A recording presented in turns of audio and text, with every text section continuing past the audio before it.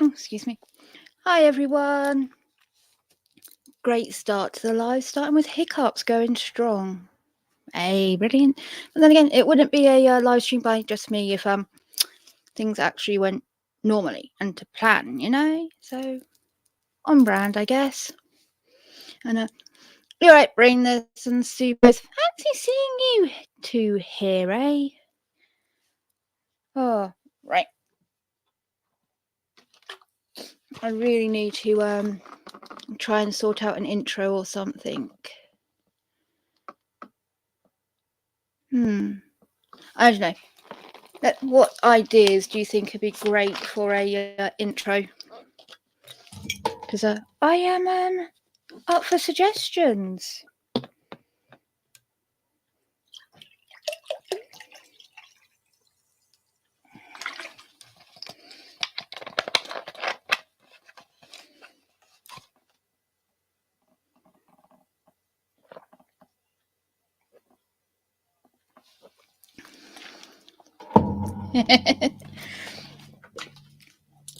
No, no lemon pledge. No lemon pledge. So, kind of switching things up today. One is missing. Where did I put the other one? Just looking over it, cooking dinner. One sec. You're right, Slim Love.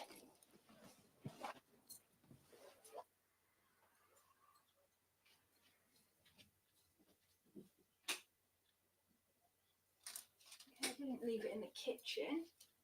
God damn it. And that was a good one as well. Tablet, Oracle, sketchbooks.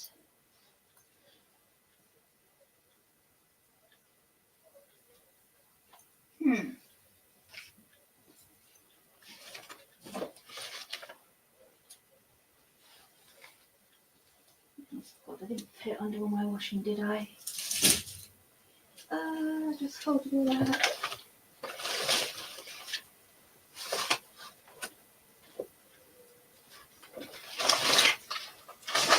Oh, it looks like we're one book down. Oh.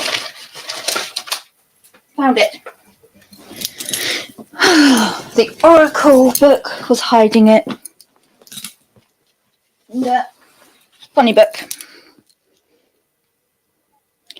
It's talking about Victorian folklore and fortune telling. Lots of quite interesting weird things in here. Like, they believed some very different things back then.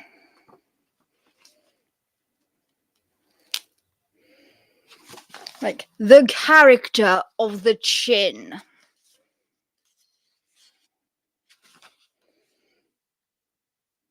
The colour of the moustache. The shape of the ear. All apparently say about your personality. I believe it was like, what, phrenology? That was like the shape of your head and everything. Yeah. It's wild, the shit they believe, man. In fact, what would be the folklore part?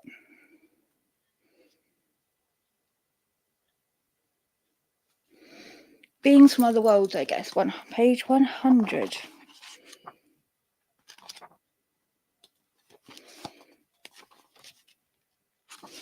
Okay, fairy folk. Oh, so the normal shit.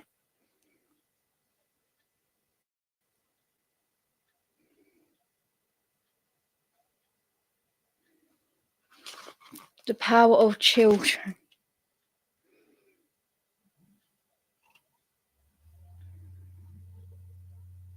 Which is...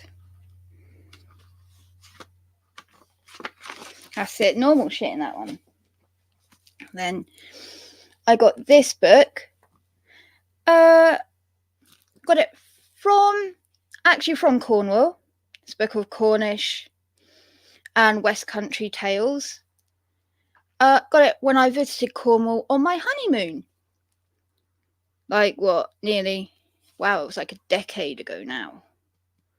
Shit, long. Yeah.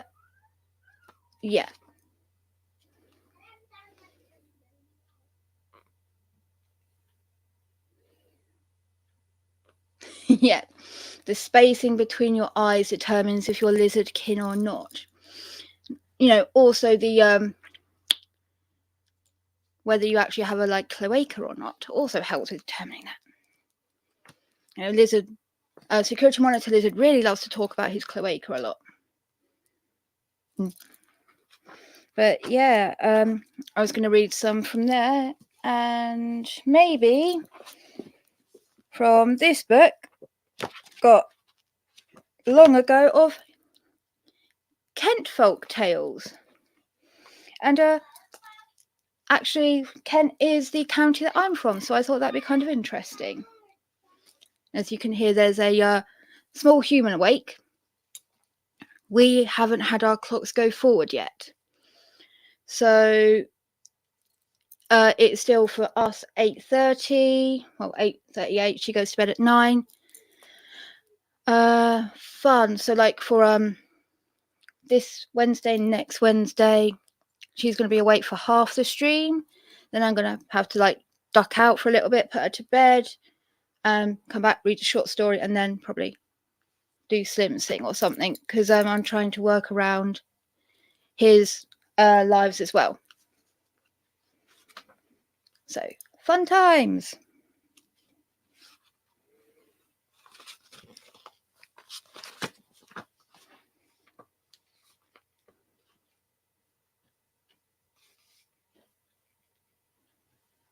Oh, hang on.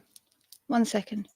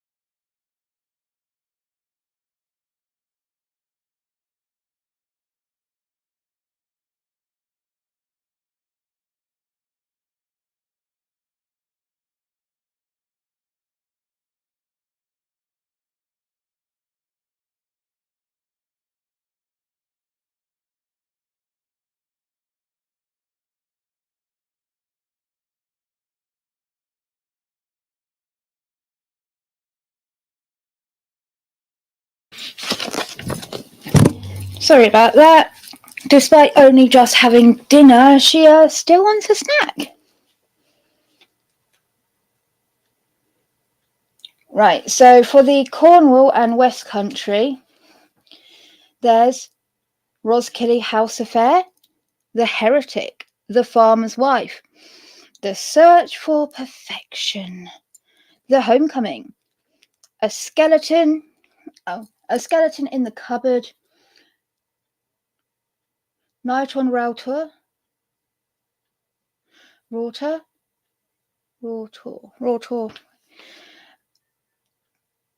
Killigarrick Wood, The Revenant of Priory House. So, which one do you think we should do? I will let you guys decide.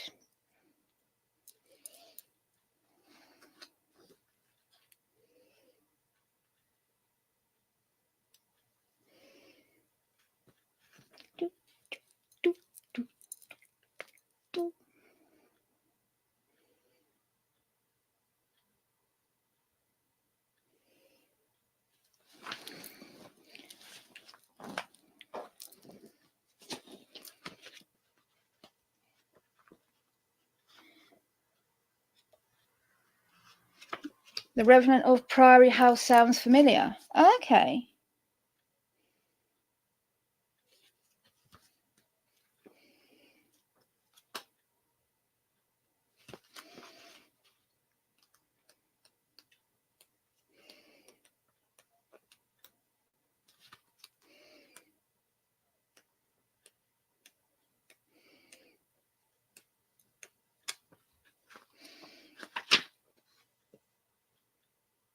Gosh, I didn't realise how long these stories were.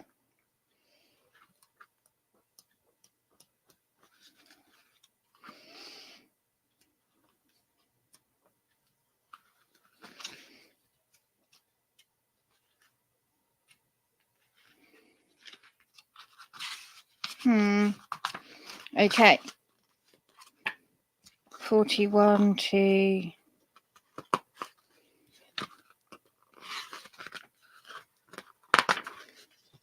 Fucking hell.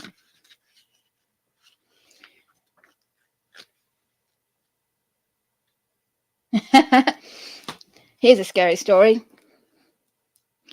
Now this is a story all about how my life got flipped upside down. I would like to take a minute, just sit right there, and I'll tell you how I became the ghost of your underwear.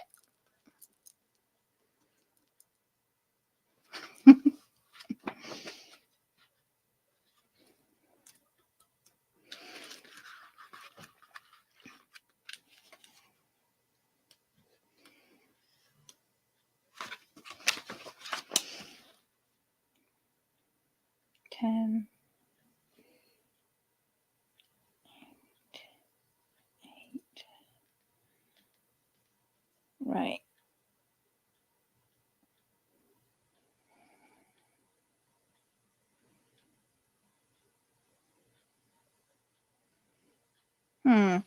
So I think we could do ideally The Heretic or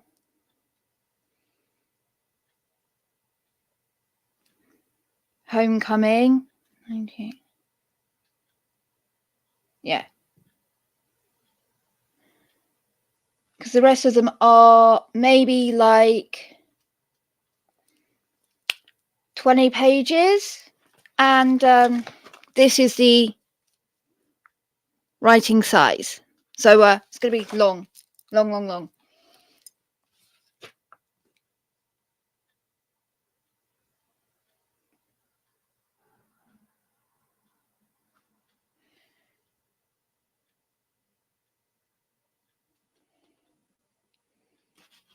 Oh, or 26, 27, 28, 29, 30,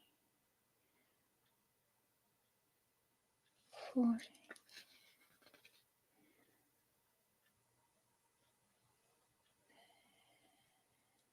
14 pages for that one.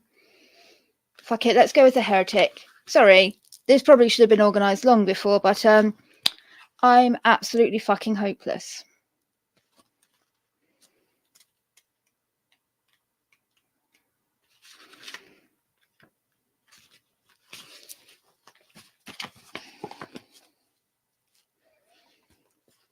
Okay. At times, one has, for reasons not all obvious, the most shattering and amazingly vivid dreams which stand out in every detail, and which, despite the passing of time, remain engraved on one's memory. This last alone makes them remarkable, for of the many thousands of dreams we may dream during our lives, the vast majority are, of course, recountable only in a brief, hazy manner. We are left with mere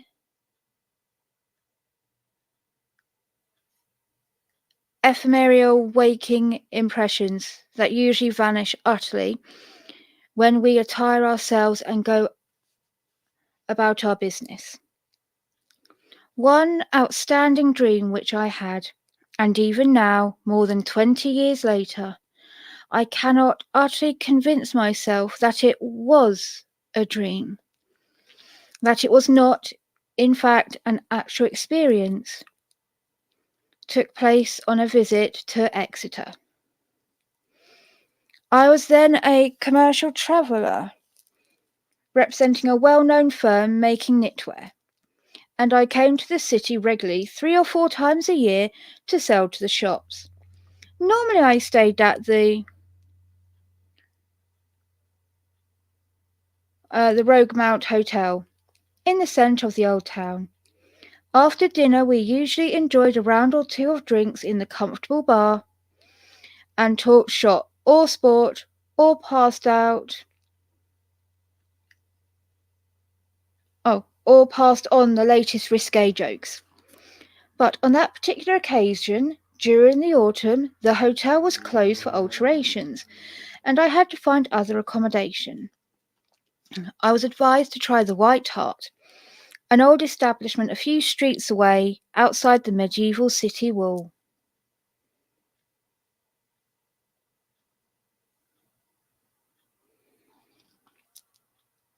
And Super goes, I know it wouldn't be. There's priory houses everywhere. Priory house is something to do with it being part of a monastic. The prioress would have lived in there. It's the priory house is the prioress's house. Prioress would be like the female nun. Or female nun, what am I on about? Of course. The woman in charge of all, like, the nuns. Anyway, I found a place to park at the rear of the inn, in what had evidently been the stable yard in the old days of coaching, and went in. I was immediately interested by the place. It had a dark, slightly decrepit but mysterious atmosphere. I like old buildings and delight at probing into their histories. The establishment proudly claimed to date from the 17th century. I found the landlord, who scratched his head when I asked for a room, and said he was full up. His wife, who came to the little reception office as I was inquiring, murmured something about number 12. The landlord shrugged and said, we do actually have a spare room. It hasn't any central heating, but we can make a bed there if you'll give us half an hour. I nodded and said to his wife, ask them to light a fire in there, will you? So I signed in, glad to be relieved of further search for lodging, and went into the bar.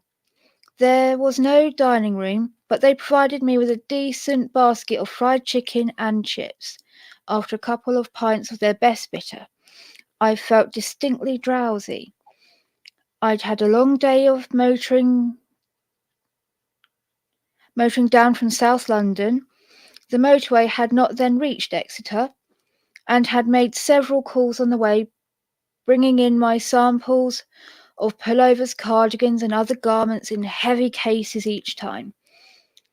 I listened for a moment or two to the talk in the bar, but was not inclined to stay.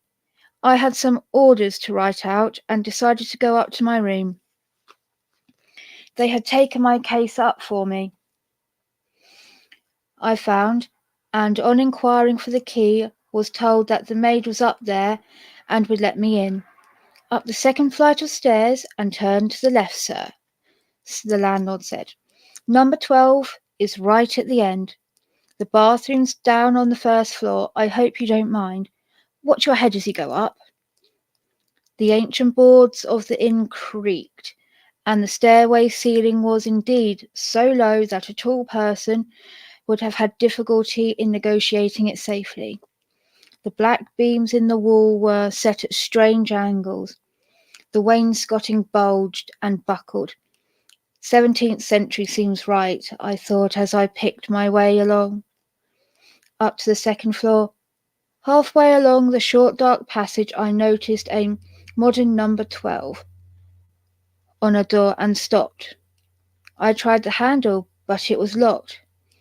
Puzzled, I stepped back and then was addressed by a young woman's voice to my right. She emerged from the room at the end. Number 12, sir, this way. She ushered me into a small, low-ceiling room, smelling faintly of must or mildew. However, a fire blazed cheerfully in the grate, warm enough. I've aired the sheets and put 2 hot water bottles in for you, she said in a pleasant West Country voice. Oh, God.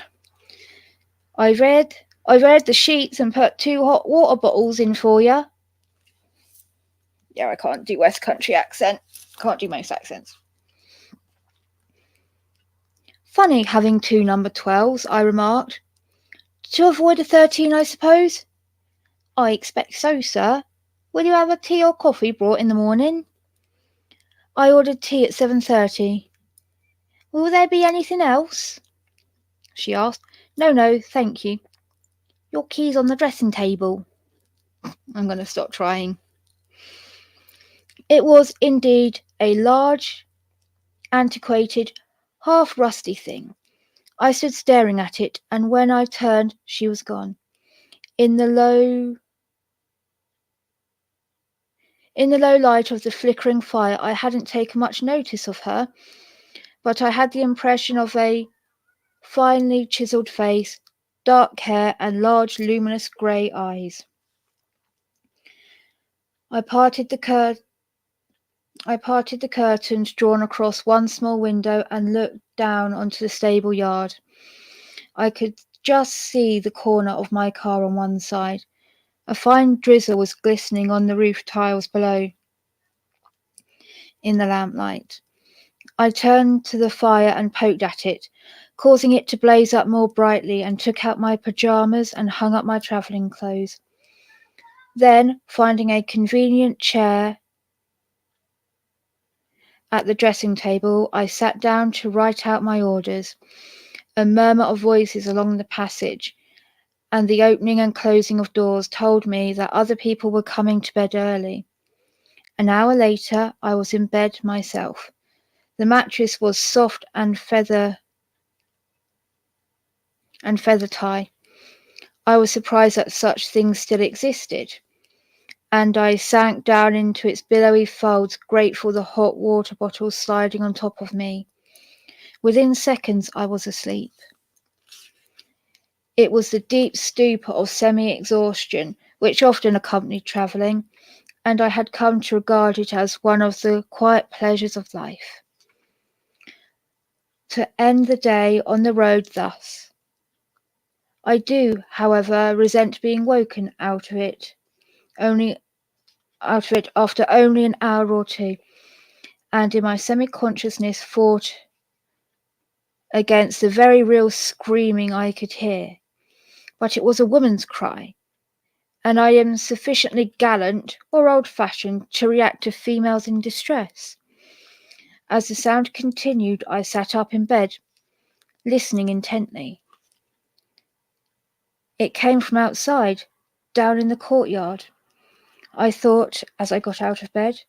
The embers of the fire still glowed in the grate. The time was probably not long past midnight. I thrust back the curtains. There, below, I saw horses, and men in breeches carrying straw and bundles of faggots.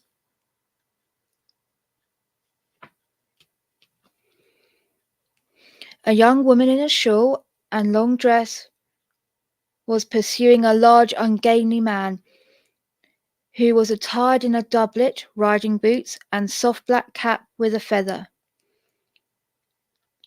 She was dragging at his elbow as he marched here and there, issuing orders. Roughly, he pushed her aside and continued to scream out what sounded now to me to be terrified entreaties, hardly stopping to wonder why those people were there and dressed in such a manner. I pulled on the light dressing gown I take with me on journeys and went out. The passageway on the second floor was not lit, but a low light came from the landing below. I managed to get down to the ground floor and looked out for a door which would lead to the landlord's private quarters. I found, at the end of the passageway, behind the bar, such a door, marked private, and then tried the handle and went in. There was silence beyond it, and darkness. "Hullo? Is anyone awake?" I called. No answer. Nothing said. "Hullo?" I called louder. "Landlord! Is anyone there?" And then I heard the screaming again, even more urgently, begging and pleading than before, as if someone threatened with a terrible torture or death were imploring mercy. Lights now showed from outside in the yard, and the sound of cartwheels, scores of feet trampling and surging, muttering of voices came to me. The light showed me the back door of the inn, and I could not prevent myself from going to it, unlocking it and drawing back the bolt at the top and bottom. I opened the door and witnessed a commotion and a gathering such as I'd never beheld before or since. The approaching crowd was in high spirits, shouting and laughing and pushing a cart on which stood a middle-aged woman in a simple white smock, uncommonly like a shroud, which I realised a little later it actually was. A pile of faggots had been built up over a mound, and a long stake driven into the turf stood up among them. The young dark-haired woman who had been pleading with the man now ran into the crowd, trying to reach the shrouded woman in the cart. Her voice was momentarily drowned by the uproar, many of the people, both men and women, evidently being full of ale and intent on making a great spectacle for themselves to enjoy. Then I lost sight of the young woman, though later I saw her on the ground, half trampled. But I could only watch the crowd and the woman in white, up there on the cart, her hands bound before her, gripping the rail. She was a stoutish, short person, with wild, unkempt, greying hair. No magnificent personage, this, yet her eyes were uplifted and glowed out with a triumph that scorned the rabble about her. She seemed to be looking over the heads of the crowd, beyond the mound of faggots and the stake, to the depths of heaven itself. I wanted to step forward, to try and halt the awful jollity and obscene anticipation of the crowd, but stood there transfixed, unable to cry out or move. The crowd finally halted before the mound, and the man who had been organising the pyre came forward with another person, the latter resplendent in his red cloak, black broad-brimmed hat, and a chain of office around his neck. I took him for a judge, constable, or perhaps the mayor of the city. This gentleman held a scroll of parchment in one hand and a long staff of office in the other. Seeing him, the crowd swiftly hushed and held their breaths in expectation. Behind the great man stood two figures in black trunks and doublets, their faces masked, holding aloft torches that flared and fumed into the night. Agnes Priest, you have been tried and convicted of heresy, and have been condemned to be burnt to death at this stake unless you recant. The Queen, in her majesty, is merciful to those who turn back to the true Catholic faith. This last chance is given to you, and your husband and children plead with you to take it and be restored to them. At this point, the girl who had been left on the ground by the surging mob raised an arm and cried out piteously something that sounded, though I could not be sure, like the word murder. How say you, Agnes Priest? Will you still condemn yourself to the flames, or do you truly repent and recant of your heresies? The woman on the cart slowly brought her gaze down to look calmly at the mayor, the executioners, the hushed crowd at her feet, and at the wan figure lying in the ground. Her voice rose clear and impassioned, slightly hoarse, but rising to a kind of ecstasy. I believe in the Protestant faith and accept no popery, nor his masses, nor idolatry. Before this night is out, I shall see my heavenly spouse, Lord Jesus Christ, in glory. You slaves of Rome who rant and roar here will see me in heaven while you burn in hell. But the rabble would hear no more of this, and roared out, vilifying her. Muck was thrown, splattering the white shroud. A stone struck her on the shoulder. She bore this proudly, smiling at them all. Through the execrations, I saw the mayor gesturing to the dark figures for her execution. So she was brought down from the cart and tied to the stake. The crowd withdrew to leave space around the piled faggots and brushwood. The woman's eyes closed and her lips moved in prayer. I forgive you all for this thing you do, without knowing what it is, I heard her say. Yet I know I could not have heard her voice above the mutterings and the curses of the spectators swirling around her, for she was then too far away for her voice to carry to me.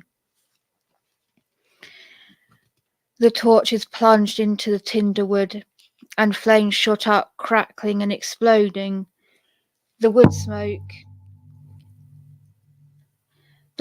eddied and rushed around the martyred woman, whose face and eyes, transfixed, seemed to be fixed on the skies, as if she could indeed see her Saviour descending to claim her soul. But the roaring of the flames increased, and at last she shrieked out with a soul-shaking, terrible agony that I still hear after all these years as clearly as if it had been only yesterday, and expired. Even the mob at this fell temporarily silent, as if they too dimly realized that this woman had, in dying for her faith, somehow triumphed over them.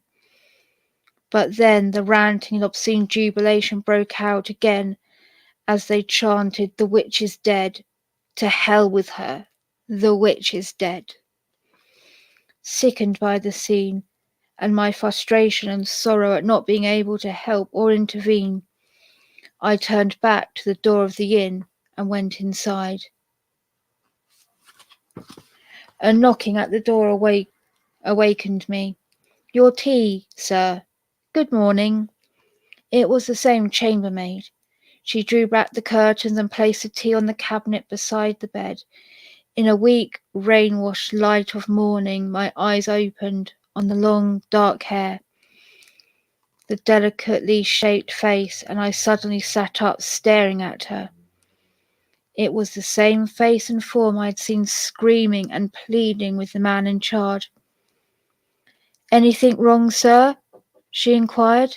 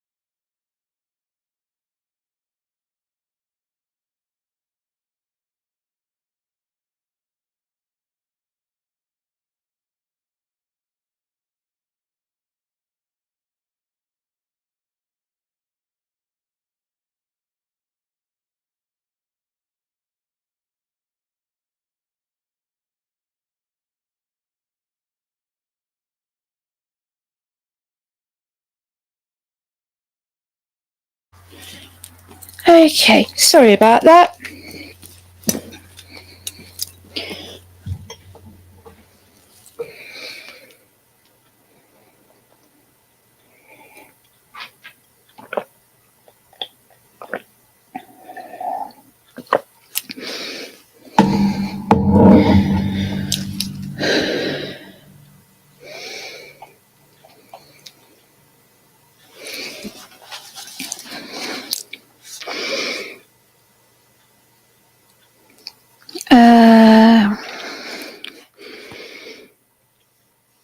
Anything wrong, sir? She inquired.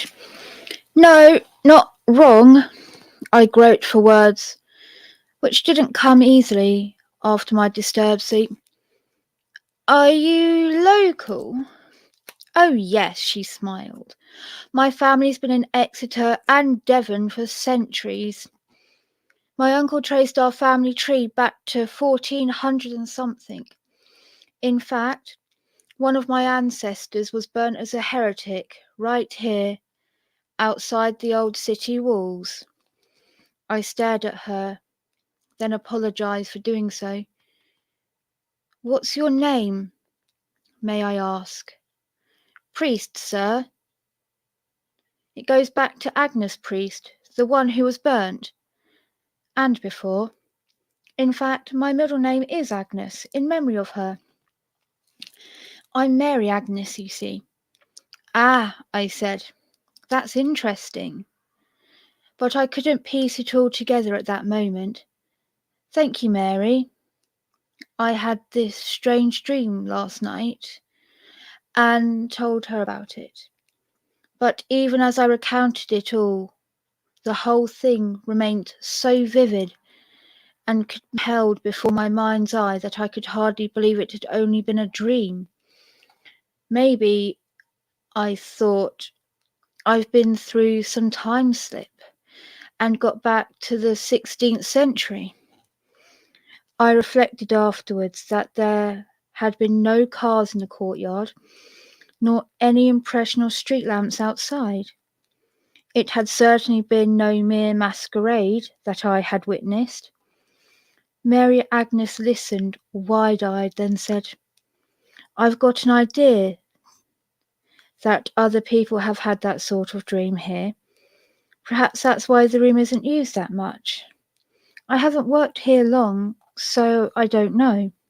You could ask the landlord.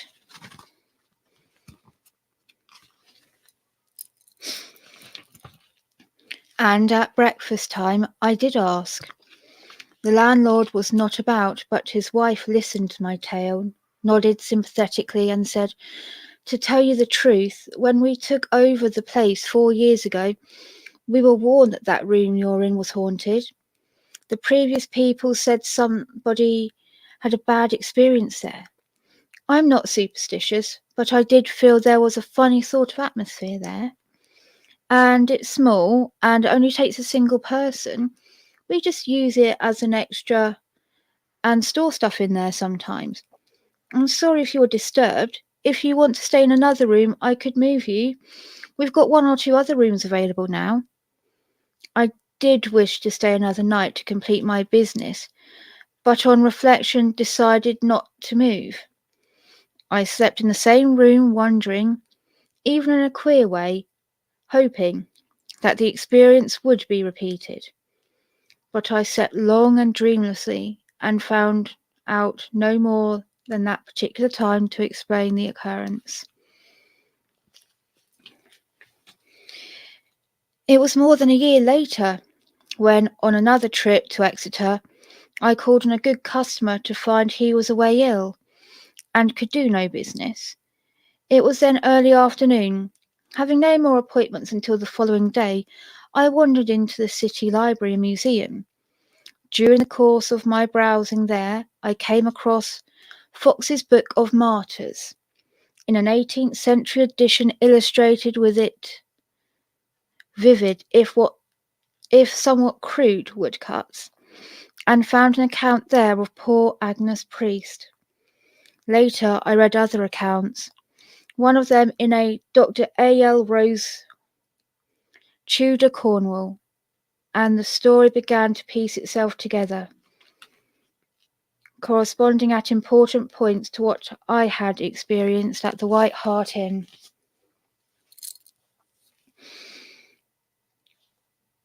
It was in the reign of the boy king Edward VI, on the introduction of the English prayer books and sermons against the Pope and Catholic rites, that Agnes Priest of Boyton-on-Border between Cornwall and Devon became a fervent convert to the new faith. She could neither write nor read, but she had a formidable memory, and could soon quote long passages of Scripture. Like many an argumentative layperson, uneducated but with a mind used to absorbing knowledge, she could bring forth opinions and evidence persuasive to those less well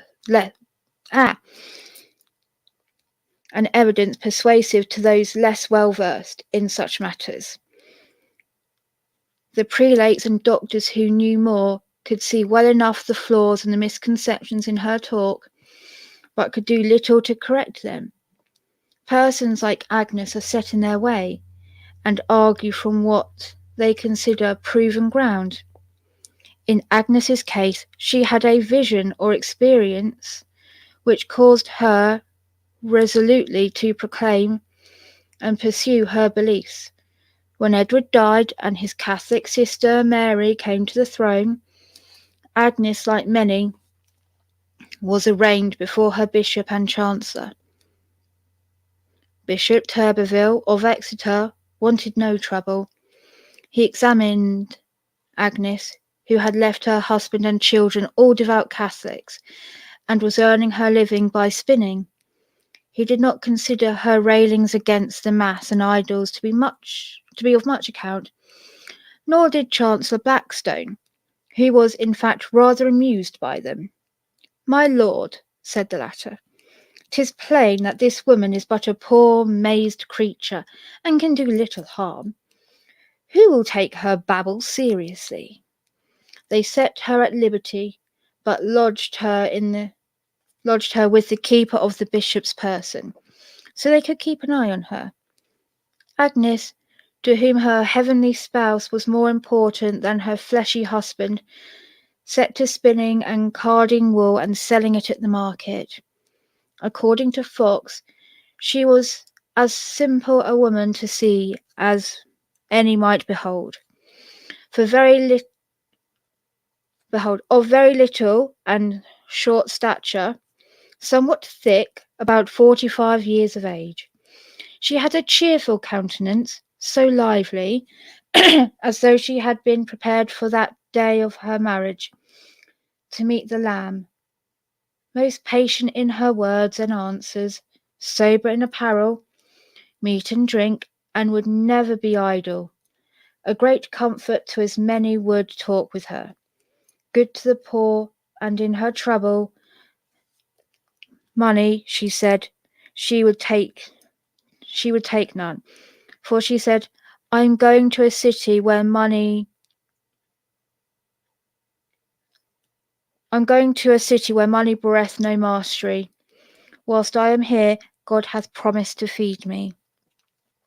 It seems a trifle too idealistic a portrait.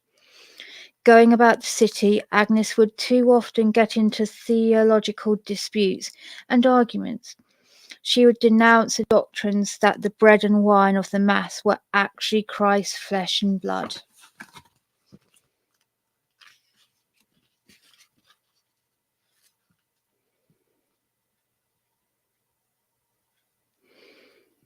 Once in a cathedral, she found a German sculptor repairing images, disfigured a few years before in Edward's reign, and rallied against him for beautifying idols. Enraged, the sculptor turned on her and called her a whore, which led to a brawl, and Agnes was ejected from the church. The bishop and other church officials tried to get her to return to her family, but she was determined to go on preaching her version of the truth. Chancellor Blackstone would send for her ostensibly for this purpose, but in reality to divert himself and his mistress as they dined. At last, becoming a nuisance in the streets with her disputations, she was brought to the Guildhall, charged with heresy and convicted, and handed over to the mayor and justices for execution. Again and again they exhorted her to recant, obtain her liberty, and to return to her husband and children. But Agnes was firmly set upon martyrdom, and in November 1558 she was burned at Southernhay, just outside the city walls. Thus, the pathetic vision of this half-mad, saintly woman will remain with me to the last. As I think of her, I seem to see that tortured age, the whole seething confusion of religious conflict and loyalties, dividing families against themselves, son against father, wife against husband. On both sides, people died bravely for their faith, by burning, by hanging, drawing and quartering, their entrails torn out their still living bodies, or by rotting to death in the pestilent prisons. Latimer, Ridley, Cramer were martyred in Mary's reign, when Elizabeth succeeded the Catholic priests and recustants were persecuted, and among others Cuthbert Maine was horribly executed at Launceston. It was an era of torment and triumph, disaster and glory, and it is in the glory of the flames by which she chose to go to her heavenly spouse that I see Agnes Priest praying for herself and her executors outside the walls of Exeter. Also that dark-haired girl screaming for mercy, her face that of the young chambermaid who had attended me, crying out not as I had thought in my dream or translated experience murder, but mother.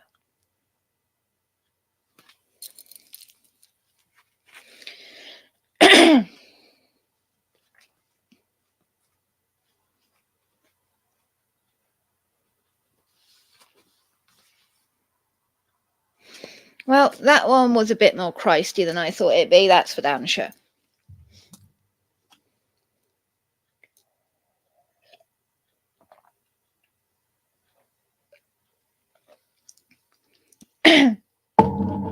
Goddamn chambermaid, secret Catholic.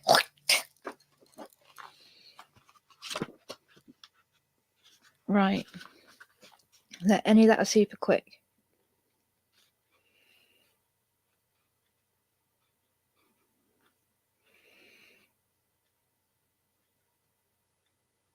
I wonder.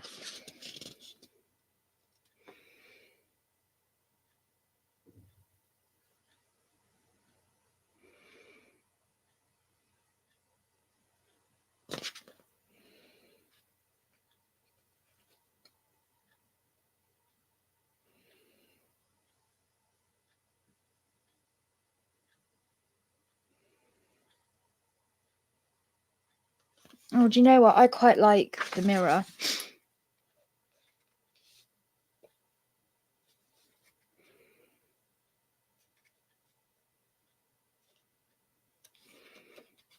It's only 5 pages. Oh well.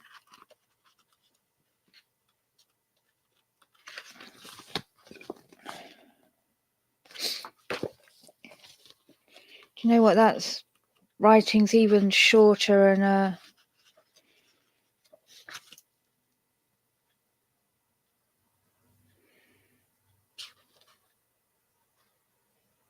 do you know what? I think I can do it. Well, this is meant to be like the first discovery of a mirror in England. Like these people that have never seen a mirror before. Okay. In days when you could ride from Dover to Dartford without leaving the great forest, there was a young king of Kent, Hurler, who lived for hunting. He would ride with his men from dawn to dusk and then set up camp to feast on their quarry. Indeed, if the animal was strong, cunning, and quick, he would admire its strength and skill.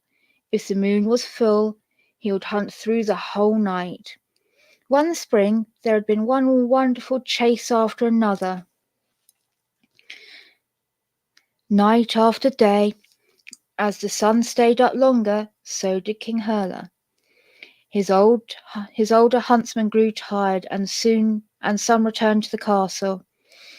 Eventually, even Hurler, young, strong, and handsome as he was forced to rest.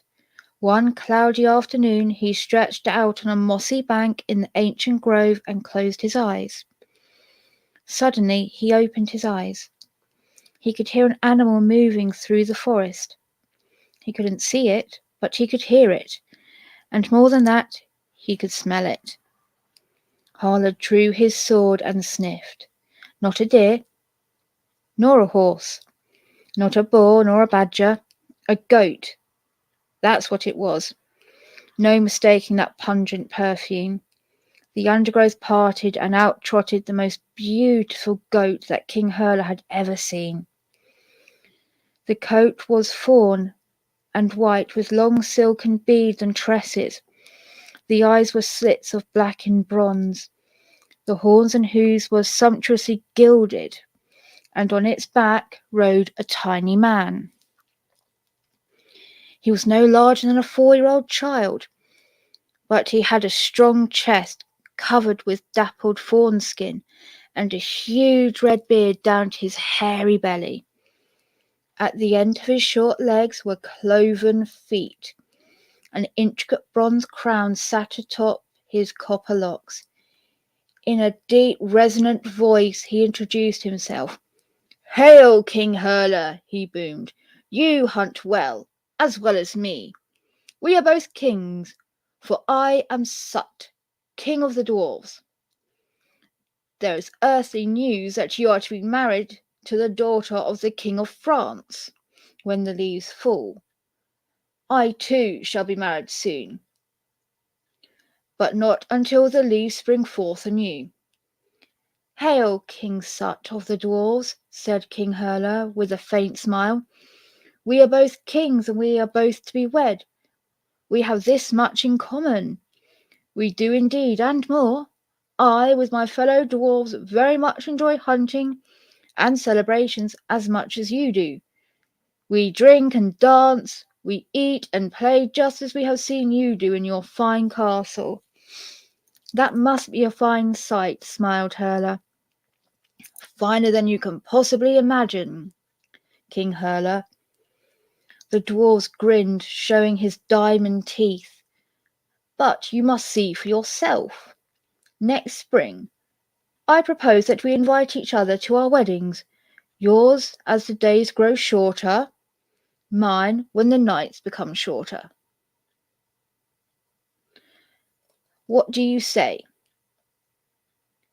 Between two kings, what could be finer? I accept your generous offer with all my heart." The dwarf king drew a finely fashioned bronze horn from his cloak. "Let us drink deep from my cup to seal our words." Hurler took the horn and drank half the hardy brew, and dizzily passed it back to the dwarven king. The dwarf drank and gave a nod, and then he and the goat suddenly disappeared. 2 seasons later, King Hurler and his fair French bride were in the middle of getting married. All the guests were crowded into the castle, great feasting hall, when the door opened, and standing there was Soot, king of the dwarves, with his band of dwarvish creatures. There were so many they overfilled the castle keep, and some pavilions had to be put outside in the courtyard to accommodate them. They carried gifts of exquisite golden horns and intricately carved chains. They also brought endless amounts of roast fowl and fine meats. Flagons of wine never seemed to empty. So much food was there that King Herla's feast was not touched. After 3 days of eating and dancing, stories and song, King Sut gathered his tiny horde to leave. The dwarf reminded King Herla of his promise to attend his wedding as he left. 2 seasons later, there was a summons from the world below. Herla and his bravest men would be the wedding guests of the dwarf king and his tiny bride. Directions were given. They took many fine presents and rode through the wild unknown forest, twisting valleys and through deepest Kent, until a great sandstone cliff blocked their way. From the cliff protruded an ancient withered yew. From a branch hung a small silver bell. No one touched the bell, yet a deep, echoing chime rang through the spring-leaved forest. A copper-studded wooden door was suddenly there in the cliff before them. The door swung open by unseen agencies, revealing a cave. Beyond was a tunnel lit by torches leading down deep below the earth. As Herla and his men cautiously descended, they heard 1,000 dwarfish voices in rigorous laughter and song. Down and down they went, coming to a great cavern lit by thousands of lamps. A huge oak table stood in the centre, where tiny men caroused in revelry. The dwarf king welcomed them and Herla and his men. Herla and his men joined the dancing, picking up dwarf princesses and putting them on their shoulders and whirling them around. The throng cheered. Feasting and music lasted for 3 days. Wine and ale were flowing. Songs were sung and jokes were told. But at last it was time for King Herla and his men to leave. The dwarf king begged Herla not to go and gave him many wonderful gifts: hawks, spears, bows, and a miniature bloodhound. King Herla, you are like a brother to me now. I beg you to stay. The world above is dangerous to you since your visit. Much has changed. On pain of death, do not dismount until this bloodhound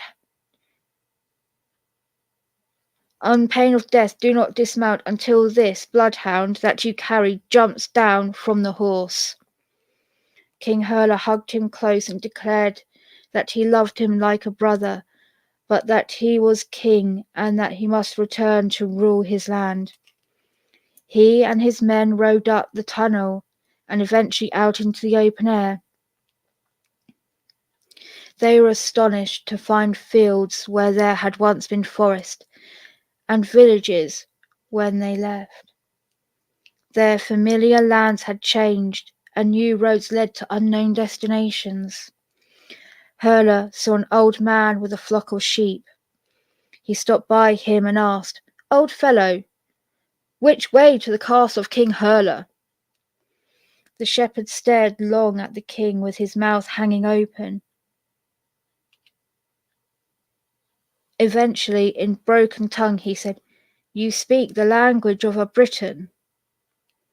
No man has spoken as you do for many generations. Legends of King Herla say he vanished one day, and that his young wife pined away and died of a broken heart. But all this happened some 300 years ago, before the Saxons came. Some men cried 'Liar!' and drew their swords and dismounted, but upon touching the earth they crumbled to dust. It is said that King Herla and his men still ride to this day, waiting for the dwarfish bloodhound to jump down." One evening in 1983, my own wife was working late, helping with the harvest in a stable, when the earth shook with unseen passing hooves and the jingle of harness armour. There was nothing to be seen, so perhaps just maybe, the bloodhound still rides on the hunting horse of ancient King Hurler. Ironic, there's a story very much like this, but it is a Irish fairy tale or folklore, and it says about how a woman came from the fairy kingdom, and she was like looking after this one particular boy because she'd heard such lovely things about him, how beautiful he was, how great at singing and music and all this stuff he was, and she's the princess of the Fae, asks him to go back to the fairy kingdom with her and be her husband. He goes. Now, it's very common in any folklore when you travel to these kingdom of the small people, the Fae folk, you can't return, and time is different there. And so again, he goes there, he's there away for 7 years, he comes back, and everything's changed, and Ireland has been taken over by Christianity. And that's meant to be that, but unfortunately some monks had to bastardize it a little and put that when he came there, he came and he got told of Christianity by Patrick, like Saint Patrick, the man who is a patron saint of Ireland, is also like basically a genocidal maniac who massacred all the pagans, because there weren't like snakes in Ireland. It's not because he got rid of them. Druids are the snakes, the pagans are the snakes. Like, the snake is a symbol of the Druids. He got rid of all the snakes. He drove paganism out of Ireland. So yeah, that is why I will not celebrate St. Patrick's Day.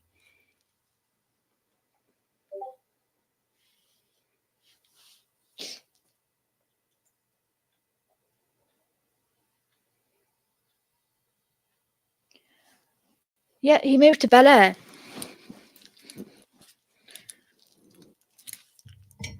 But yeah, I might read the oh, cool, is there one in Japanese folklore too? Do you know what? I might look that one up, because I'd like to read the Irish counterpart to that out now next week, and I might read the Japanese one if they've got similar, because I find folklore fascinating. I really do, and like these similarities between different countries and things, when there should be, from when they're considered, there's not going to be much contact between them all, and yet there's always such great similarities. It's like really cool.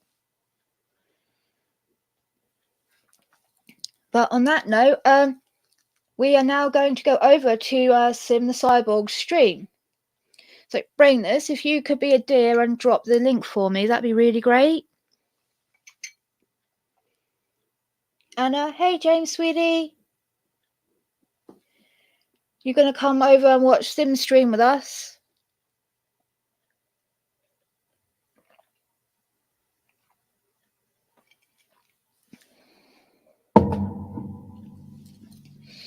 Right, there we go. So I will see everyone over on Sim's stream. Like I said, the next week is going to be a bit weird again with like timings and everything. And then when the clocks go forward, everything should settle back to normal. But you gotta love how we all have to do fucking daylight savings at different times for some reason. So anyway. Oh god, it really is, bro guy. I love it. Awesome. Hopefully see you there, James, darling. And yeah, everyone come over. We are going to do drunken news, I believe. Which is always a laugh. It's always funny. So yeah, I shall see you guys over there, hopefully. Have a nice night, everyone. Bye.